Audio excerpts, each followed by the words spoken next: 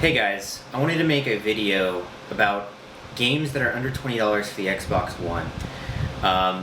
There are some pretty good choices here. If you have just got an Xbox or if you're looking to buy some cheap games, avoid the $60 price tag that are on new games and most games that are out right now.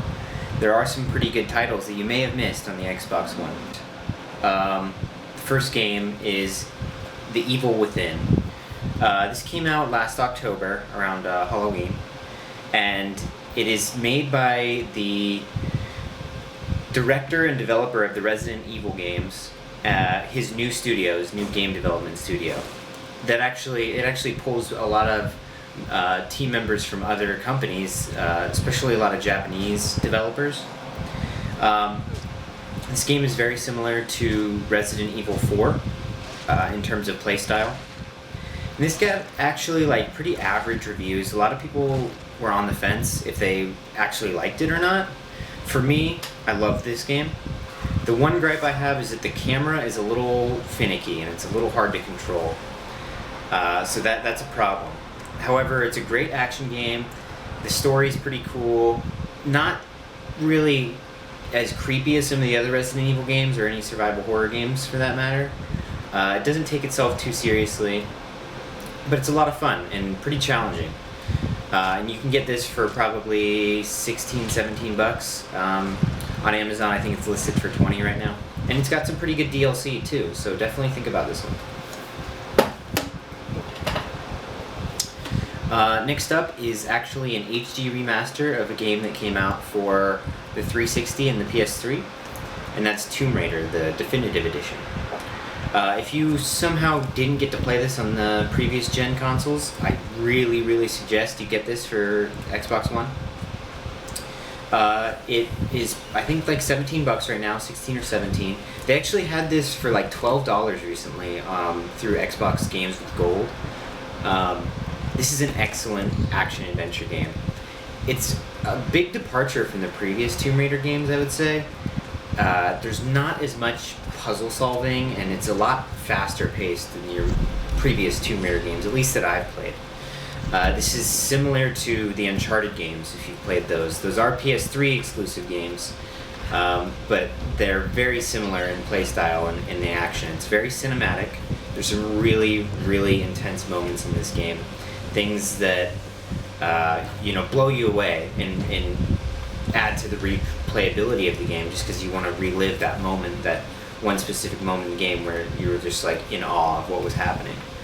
Yeah, it's a pretty long game too. I remember I played it through on the 360 and then also on the Xbox One, and I think each playthrough maybe took around 20 hours, but there's a lot of collectibles.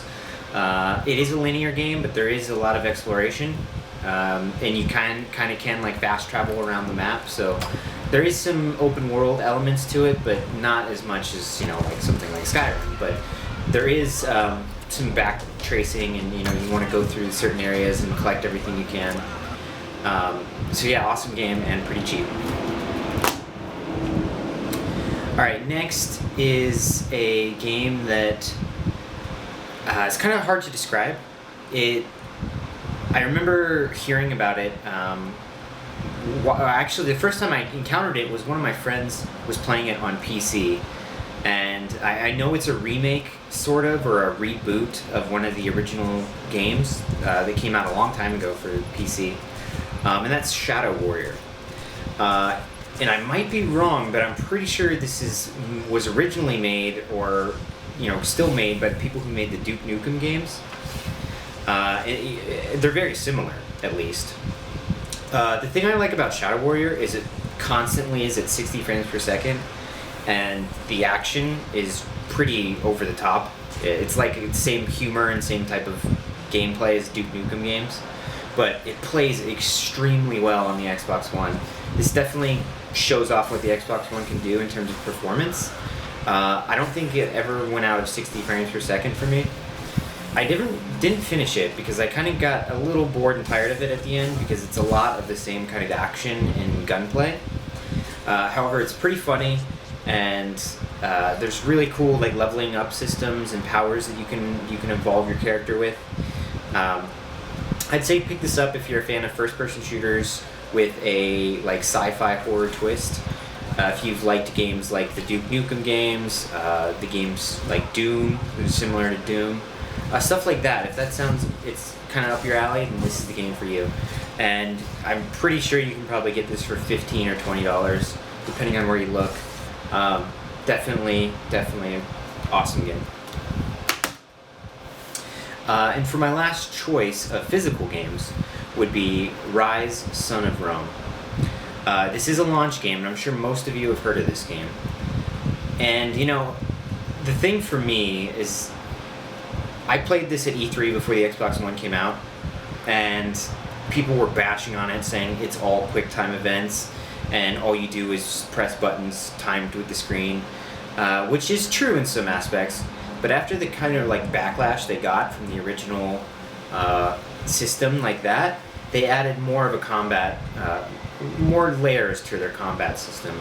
So you actually do, you know, fight, and then you do end up in these like execution QuickTime events.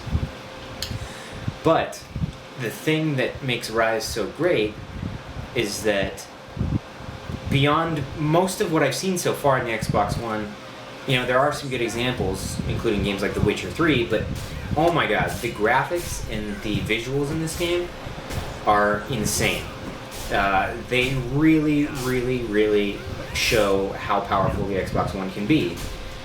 Some of the environments in the later levels look incredible, like drop dead gorgeous. Some of the best I've ever seen in any video game, whether it be PC, PS4, just hands down some of the best I've ever seen. And if you own an Xbox One and you've never played Rise, you owe it to yourself to pick this up. You can get it very cheap, and it's worth it just to play through it at this point. It'll provide you entertainment and fun, which is, you know, what video games are supposed to do, and this does it perfectly. Some of the executions are extremely brutal. It's a pretty violent game, and you know, beyond the story, you know, it's whatever, you know, but man, this is a fun game.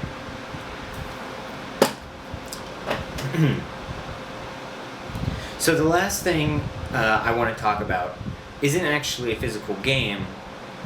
It's what's called EA Access.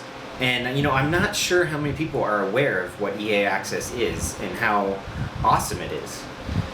So EA Access started probably in the first maybe 6 months, I want to say, with the Xbox One.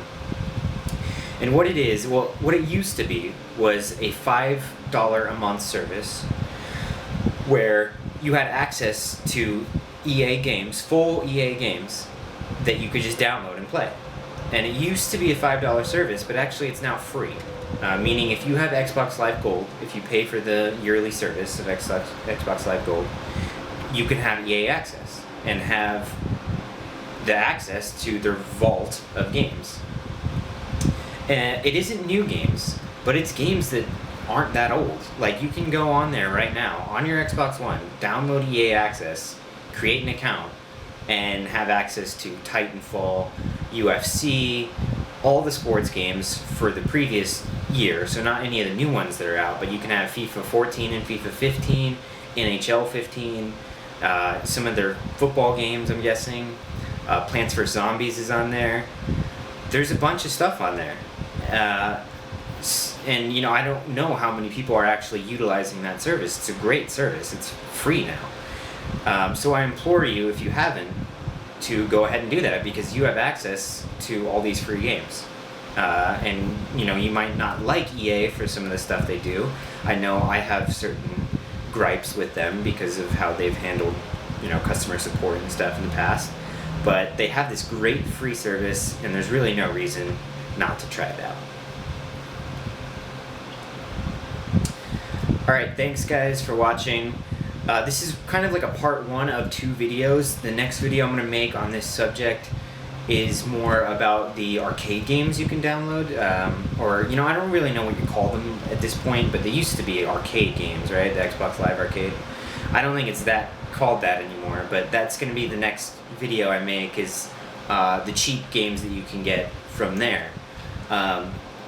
A big problem I currently have with the Xbox One interface is when you look at their available games, like when you go to the store, the Xbox Live store where you would buy games, it's very hard to navigate. Like, they don't have a system in which you can browse by genre, or if you're looking for a certain game, you have to go and search the exact title and then you will find it. It's very clunky, and it makes it hard to find what games are on sale, or what games that have maybe come out 4 to 5 months ago that you would be interested in playing, or maybe missed.